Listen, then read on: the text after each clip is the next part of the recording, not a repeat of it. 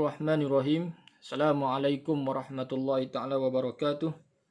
Kumpulan kami akan membentangkan satu tajuk berkaitan dengan penerapan kemahiran berfikir aras tinggi dalam pendidikan Islam, iaitu kebak dalam pendidikan Islam. Kumpulan kami terdiri daripada 4 orang ahli. Pertamanya saya sendiri, Fakhrul Razi bin Suhaimi, sahabat saya, saudara Ahlul Fikri, Ahmad Ikami Cik Rahim, dan juga Muhammad Fadil. Hasil daripada persepakatan perbincangan kami bersama, maka kami akan mempersembahkan isu-isu dalam video kali ini yang merangkumi beberapa aspek, iaitu saya untuk pengenalan pendidikan Islam itu sendiri. Okey, pendidikan Islam ini merupakan satu usaha yang berterusan untuk menerapkan ilmu pengetahuan agama kepada setiap murid, yang merangkumi pengetahuan tentang akidah, syariah dan juga akhlak.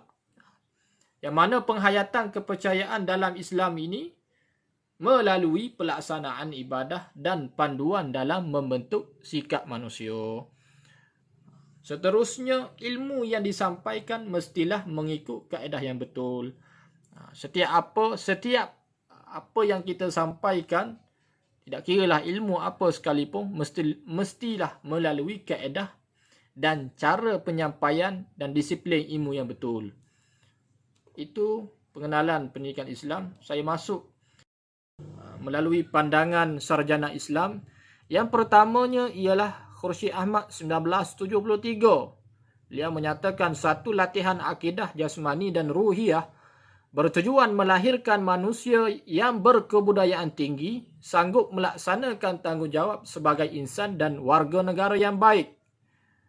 Manakala Miqdad Yalchin 1977, iaitu proses melaksanakan falsafah pendidikan Islam dan merealisasikan hasilnya dalam bidang pembinaan, pembentukan dan juga pemasyarakatan. Manakala Hasan Langgulun 1979 merubah dan memindahkan nilai-nilai kebudayaan kepada setiap individu dalam masyarakat melalui berbagai-bagai proses. Saya masuk kepada bidang pendidikan Islam. Okey, di sini ada 6. Kita masuk secara ringkas, iaitu pendidikan akidah. Okey, pendidikan akidah ini merupakan satu pendidikan keimanan yang mana kita menerapkan satu ilmu tentang keesaan dan kebesaran Allah Subhanahu Wa Taala ke dalam diri setiap murid. Yang keduanya, pendidikan akal. Okey, pendidikan akal ini amat penting dalam pendidikan, kerana akal ni satu anugerah yang mulia Allah kurniakan kepada manusia. Kerana dengan akalnya berlakunya proses pendidikan. Di sinilah manusia akan berfikir dan melalui proses peringkat untuk mencapai tahap yang lebih tinggi. Yang ketiganya, pendidikan jasad. Pendidikan jasad ini merupakan satu bentuk untuk menjaga tubuh badan kita daripada jangkitan penyakit. Yang keempatnya, pendidikan akhlak dan moral. Pendidikan akhlak dan moral ini merupakan satu bentuk membentuk nilai jati diri manusia menjadi insan yang lebih baik pribadinya, akhlaknya, tingkah lakunya, supaya dalam kalangan kita ini dapat melahirkan manusia yang baik dari sudut pribadinya. Yang kelimanya, pendidikan wujdan. Okey, pendidikan wujdan ini iaitu mengimbangi, menjalinkan satu ikatan antara manusia dan juga pencipta, dan mempertimbangkan supaya tidak mencintai kepada kebendaan. Yang terakhir, yang keenam, ialah pendidikan kesihatan. Okey, pendidikan kesihatan ini satu bentuk pendidikan mendidik dan menjaga fizikal dan mental manusia supaya sihat dan juga dapat melaksanakan amanah Allah Subhanahu wa taala. Assalamualaikum warahmatullahi wabarakatuh. Nama saya Muhammad Alif Fikri dan seterusnya saya akan membentangkan berkaitan pengenalan kemahiran berfikir aras tinggi dan komponen pelaksanaan KEBAT. Dalam usaha kita untuk bersaing dengan negara-negara maju di dunia, sistem pendidikan kita perlu berupaya melahirkan generasi muda yang berpengetahuan, mampu berfikir secara kritis dan kreatif, serta berupaya berkomunikasi dengan berkesan pada peringkat global. Penerapan kemahiran berfikir aras tinggi KEBAT melalui Pelan Pembangunan Pendidikan Malaysia dari tahun 2013 hingga tahun 2025 digubal sebagai usaha membina rupa bangsa yang memiliki daya saing yang tinggi melalui pendidikan yang menerapkan pemikiran tinggi di sekolah menjelang abad ke-21. Jadi, apakah yang dimaksudkan dengan KEBAT? KEBAT adalah keupayaan untuk mengaplikasikan pengetahuan, kemahiran dan nilai dalam membuat penaklukan dan refleksi bagi menyelesaikan masalah, membuat keputusan, berinovasi dan berupaya mencipta sesuatu yang baru. Oleh itu, kemahiran berfikir aras tinggi dianggap sebagai satu komponen penting yang mewujudkan kemahiran berfikir secara kreatif dan kritis. Maka bertitik tolak daripada gagasan ini, timbul persoalan sejauh manakah KEBAT mampu membina pemikiran kreatif dan kritis dalam kalangan pelajar kita di sekolah, terutamanya dalam kurikulum pendidikan Islam. Kemahiran berfikir aras tinggi memerlukan pelajar menggunakan minda secara meluas dan terbuka bagi menghadapi cabaran global. Perkembangan teknologi yang pesat memaksa pelajar dan guru untuk berdaya saing dalam pelbagai bidang supaya mereka tidak ketinggalan dalam mendapatkan maklumat akibat daripada ketandusan idea.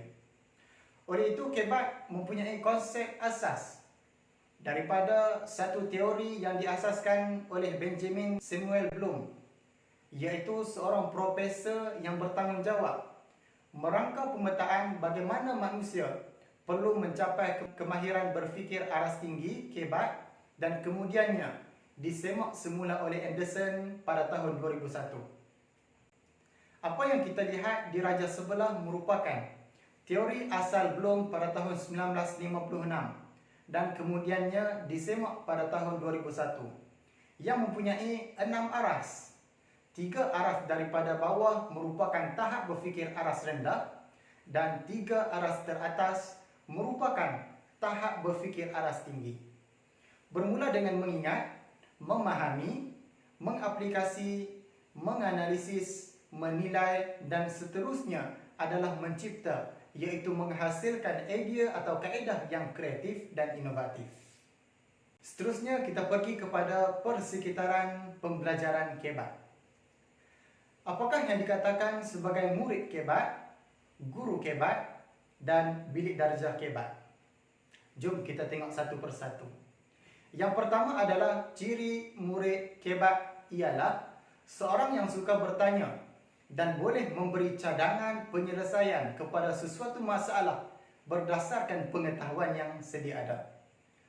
Penggunaan bahan rasangan seperti soalan-soalan aras tinggi dapat menggalakkan murid berfikir secara lebih mendalam serta membuat kesimpulan dan refleksi, seterusnya mengaplikasikan pengetahuan tersebut dalam situasi sebenar.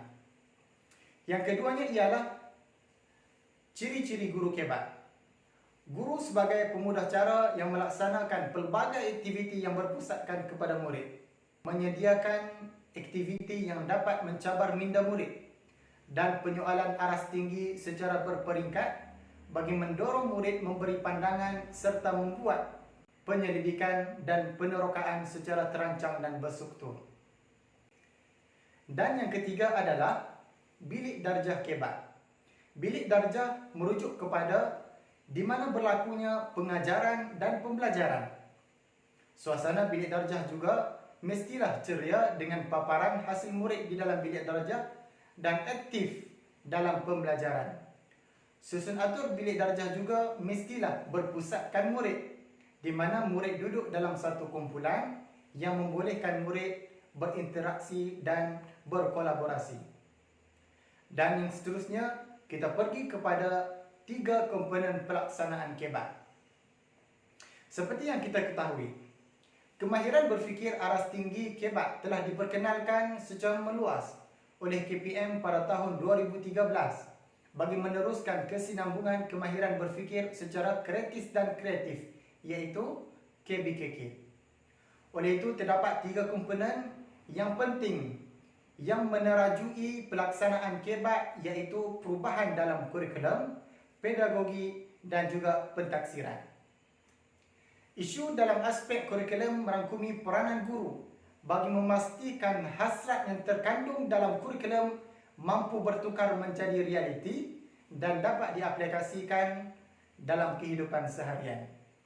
Dari aspek pedagogi pula, cabaran utama guru adalah bagaimana memilih cara-cara tertentu dalam menjalankan pengajaran bagi memastikan objektif KEBAT ini dapat dicapai.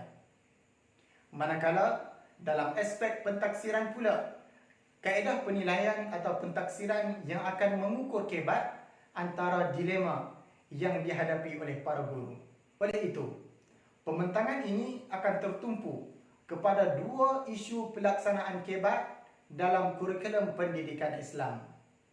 Jadi persoalannya, apakah kesediaan guru dan murid dalam melaksanakan KEBAT dalam pendidikan Islam?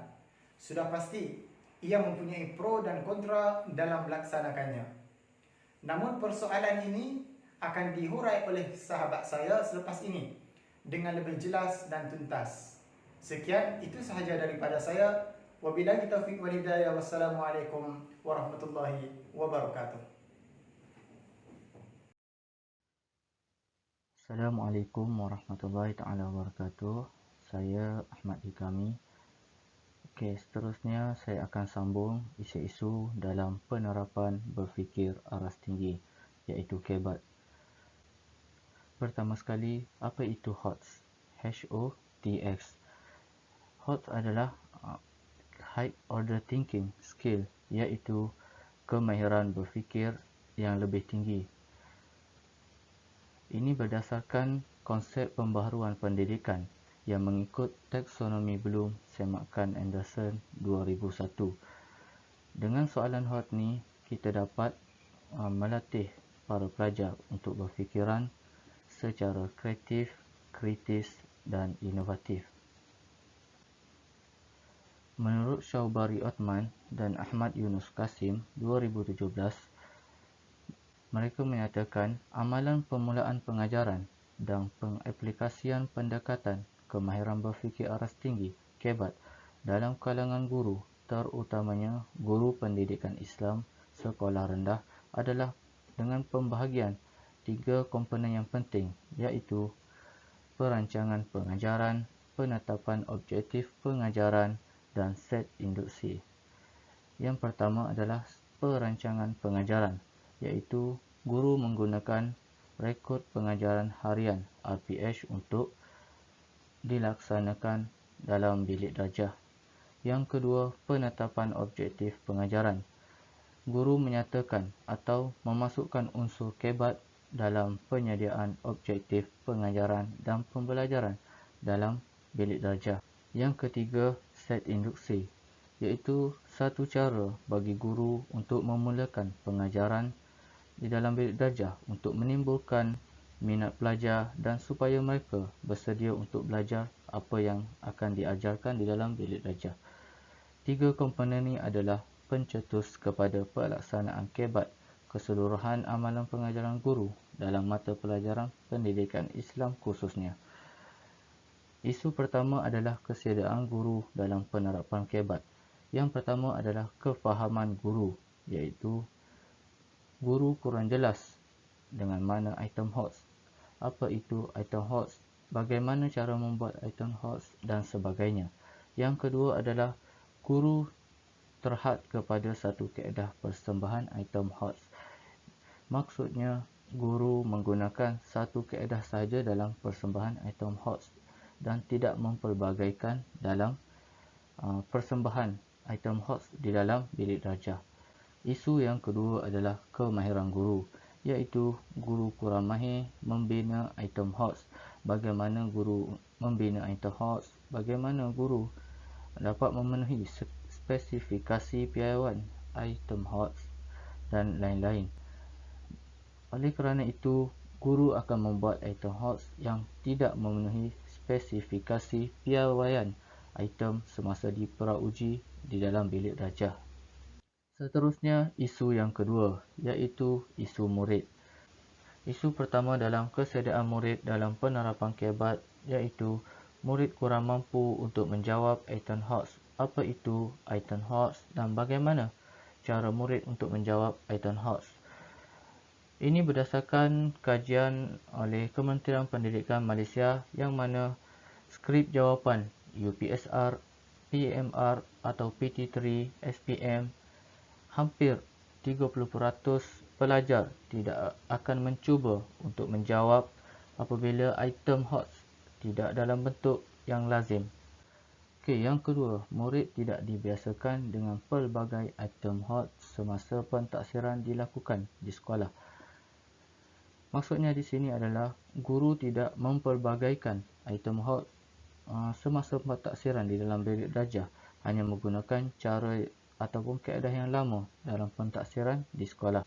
Isu-isu lain seperti penglibatan murid, kurang pengetahuan dan komunikasi pelajar, yang ini saya akan serahkan kepada saudara Fadil untuk menerangkan lebih terperinci mengenai pro dan kontra dua isu tersebut, iaitu isu pertama adalah isu kesediaan guru dalam penerapan KBAT dan isu kedua kesediaan murid dalam penerapan KBAT di sekolah rendah, terutamanya dalam bidang pendidikan Islam. Bismillahirrahmanirrahim. Assalamualaikum warahmatullahi wabarakatuh. Saya Muhammad Fadil bin Ahmad Takri. InsyaAllah hari ini saya akan membentangkan satu topik yang sangat menarik, iaitu pro dan kontra penerapan KBAT dalam pendidikan Islam. Baiklah, bagi isu yang pertama iaitu kesediaan guru dalam pelaksanaan KBAT, kita lihat daripada sudut positif iaitu pro kesediaan guru. Yang pertama ialah berkaitan dengan ilmu pengetahuan, iaitu apabila pelaksanaan kemahiran berfikir aras tinggi ini dilaksanakan, ilmu guru semakin bertambah. Yang kedua ialah kemahiran berfikir juga semakin meningkat, iaitu guru dapat berfikir dengan kritis dan juga kreatif. Malahan guru semakin terbuka. Dan yang ketiga ialah strategi PDPC, iaitu guru dapat menyusun atur pelaksanaan PDPC, pengajaran dan pemudahcaraan yang lebih baik dan berkesan. Dan yang keempat ialah aplikasi global. Apakah itu aplikasi global? Iaitu guru akan sentiasa bersedia dengan cabaran semasa dunia teknologi, yang mana kita tahu dunia teknologi semakin hari semakin berkembang.